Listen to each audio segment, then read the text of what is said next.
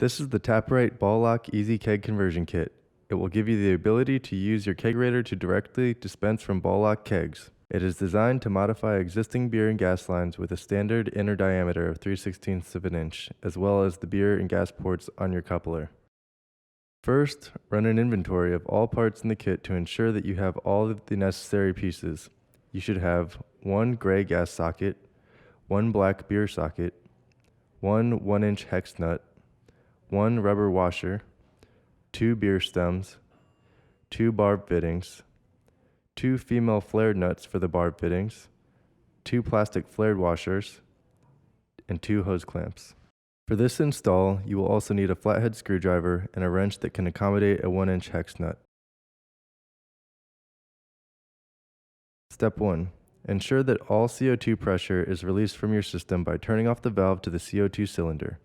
Adjust the regulator to return pressure to 0 psi.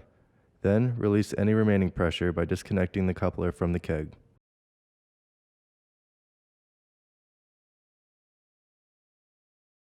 Step 2. Cut the beer and gas lines as close to the ends as possible. Be sure to make straight cuts and avoid angling the end of the line. Step 3. Slide the hose clamps over the beer and gas lines. Step 4. Place the barb fittings through the female flare nuts and insert the barb fittings into the gas and beer lines.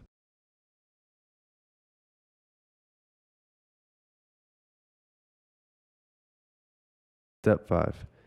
Be sure to insert the barb fittings all the way into the lines. Then, secure them in place by tightening the hose clamps with a flathead screwdriver. Ensure that the clamps are very secure. Step 6. Remove the barb fitting from the coupler's gas port by unscrewing the hex nut. Be sure to retain the hex nut and the rubber gas valve as you will use them with the new gas stem. You can set the old gas barb fitting aside. Attach one of the new stems to the gas port in the same fashion as the old barb fitting by inserting the old rubber gas valve into the coupler and using a wrench to secure the new beer stem in place with the old hex nut. Attach the other new stem to the beer port by placing the new rubber beer washer on the beer port and using a wrench to secure the stem and rubber beer washer in place with the new hex nut. The modifications are now complete.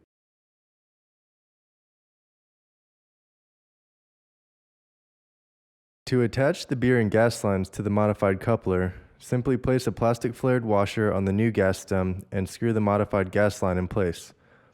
Repeat the same procedure for the beer line, and the coupler is ready for attachment to the keg.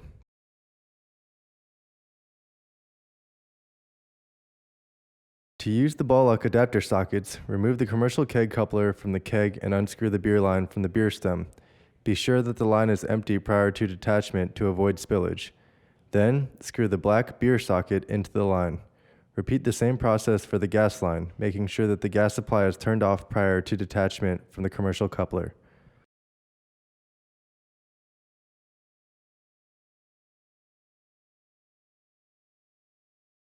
To attach to a ball lock keg, take the black beer socket and attach it to the post marked out by lifting up on the adapter's collar while pushing the adapter down onto the post. Once it is seated properly, release the collar and the adapter should attach securely to the post. Repeat the same process for the gas line by first ensuring that the gas supply is on, then attaching the gray gas socket to the post marked in. Note that the ball lock adapter sockets should always be attached to their designated posts. The black beer socket should always be attached to the out post, and the gray gas socket should always be attached to the in post. Note for homebrewers: for forced carbonation of ball lock kegs, simply screw the black socket into the gas line and attach it to the out post. This allows the CO2 to flow through the beer spear to the bottom of the keg and up throughout the beer for improved carbonation. When tapping the keg, simply attach the sockets to their respective lines and then attach them to their respective posts.